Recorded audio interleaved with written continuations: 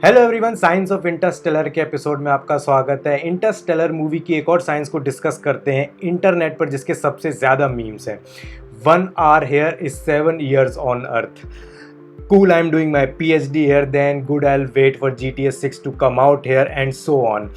Topic का नाम है टाइम डायलेशन, मतलब टाइम का ऊपर नीचे आगे पीछे हो जाना। Okay, so starting with the movie, अपने हीरो कूपर को अपने 3 साथियों के साथ एक प्लेनेट मिलर्स प्लेनेट पर लैंड करना है, क्योंकि वहां से जो डेटा मिल रहा है वो क्लियर है कि वहां लाइफ सस्टेन हो सकती है। बट उस प्लेनेट पे लैंड करने में एक बहुत बड़ी दिक्कत है। Doctor Brand played by Anne Hathaway and Romilly played by doctor Gyasi बताते हैं कि अगर उस प्लेनेट पर लैंड किया तो अपने लिए टाइम बहुत स्लो हो जाएगा, मतलब हद से ज़्यादा स्लो हो जाएगा।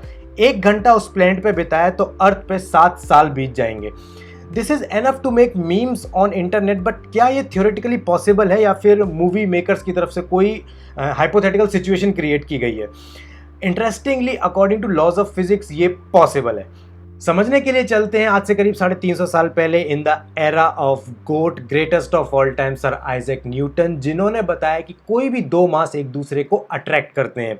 लाइक अर्थ हम सबको अट्रैक्ट करती है, that's why we are glued to the ground. Same force लगता है अर्थ और मून के बीच, और that force is called gravity.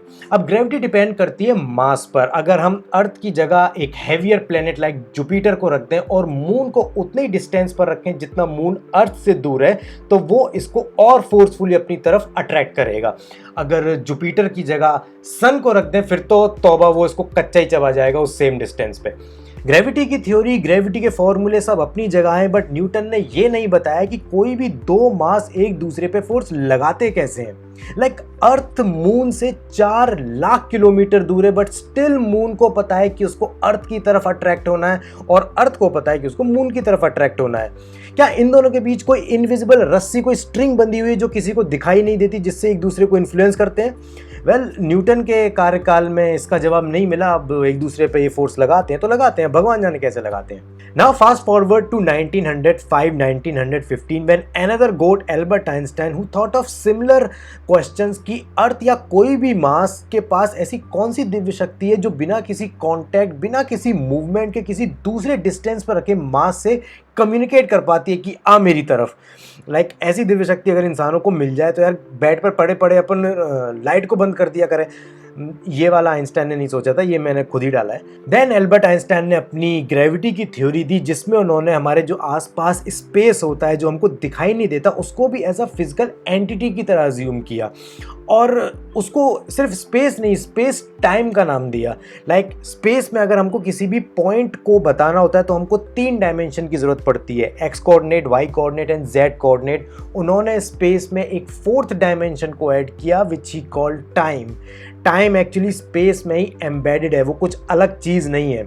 And that's why जो अपना space, which is actually space time, वो ऐसा मेम्ब्रेन की तरह दिखाई देता है जो ऐसा स्ट्रेचेबल होता है। स्ट्रेचेबल का मतलब है कि एक्स वाई जेड कोऑर्डिनेट पे हम आगे पीछे, ऊपर नीचे, दाएं बाएं हो सकते हैं। सिमिलरली टाइम भी आगे पीछे हो सकता है, ऊपर नीचे हो सकता है, and that's exactly called time dilation.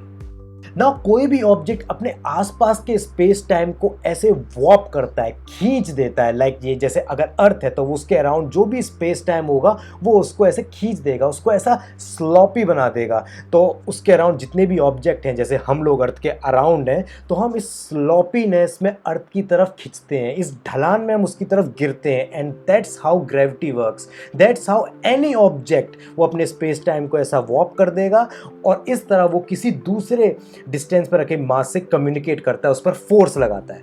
अब अगर स्पेस टाइम में हम अर्थ की जगह जुपिटर को रख दें तो वो इसको और स्ट्रेच करेगा अंदर की तरफ, क्योंकि जुपिटर अर्थ से ज़्यादा मैसिव ऑब्जेक्ट्स है। जुपिटर की जगह अगर हमने सन को रख दिया तो वो स्पेस टाइम को और स्लॉपी कर देगा, क्योंकि सन अर्थ के कंपेयर में लाइक 3-4 लाख गुना मैसिव ऑब्जेक्ट है वो इसको। और इसीलिए कोई भी ऑब्जेक्ट सन के अराउंड जाएगा तो उसको और ग्रेविटेशनल फोर्स फील होगा, क्योंकि उसको वो स्पेस टाइम में स्लॉपीनेस फील होगा।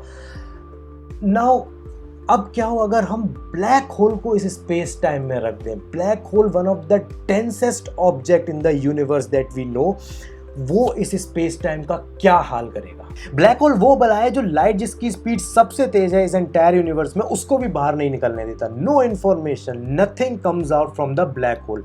अगर कुछ बाहर आ भी रहा है तो अपने पास पर्याप्त टेक्नोलॉजी नहीं है ये पता करने के लिए कि ब्लैक होल के अंदर क्या ड्रामा चल रहा है। तो अपन सेंटर वाले पार्ट को चिल मारते हैं, क्योंकि जब कुछ पता ही नहीं है कि क्या हो रहा है तो डिस्कस करने का क्या फ़ायदा।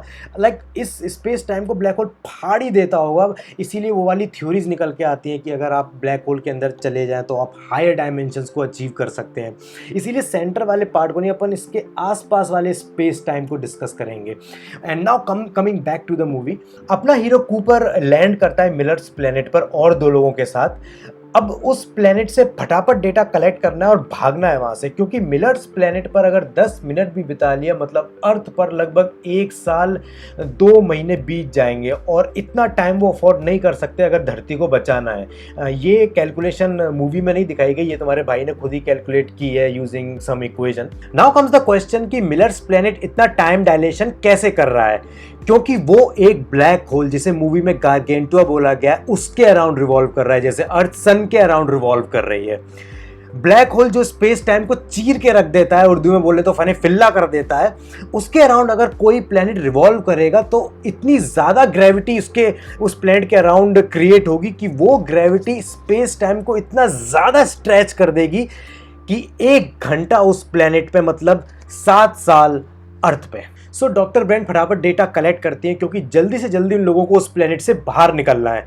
बट कंगाली में आटा गीला, जिस चीज़ को वो माउंटेन समझते हैं वो एक्चुअली वेव निकलती है। इट्स लाइक कि हिमालय पर्वत के सामने कोई खड़ा है, बट वो हिमालय पर्वत जैसा रॉक सॉलिड नहीं है, वो कोई ओशन की वेव है जो उनकी तरफ आ रही है, और उनका स्पेसशिप जो है वो उस वेव से टकरा जाता है और वहीं पर ठप पड़ जाता है। तो उनको 3-4 घंटे ज़्यादा बिताने पड़ते हैं एक्सपेक्टेड टाइम से उस प्लेनेट पे।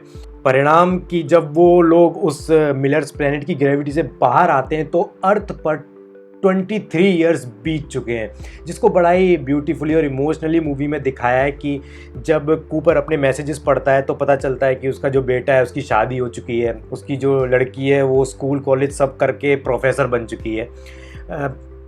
कूपर ट्राई करता है, डॉक्टर ब्रेंट से बात करता है कि क्या टाइम को रिवर्स कर सकते हैं, बट अनफॉर्चुनेटली टाइम को स्ट्रेच तो किया जा सकता है, टाइम के डिफरेंस को बढ़ाया जा सकता है, बट टाइम के डायरेक्शन को रिवर्स नहीं किया जा सकता।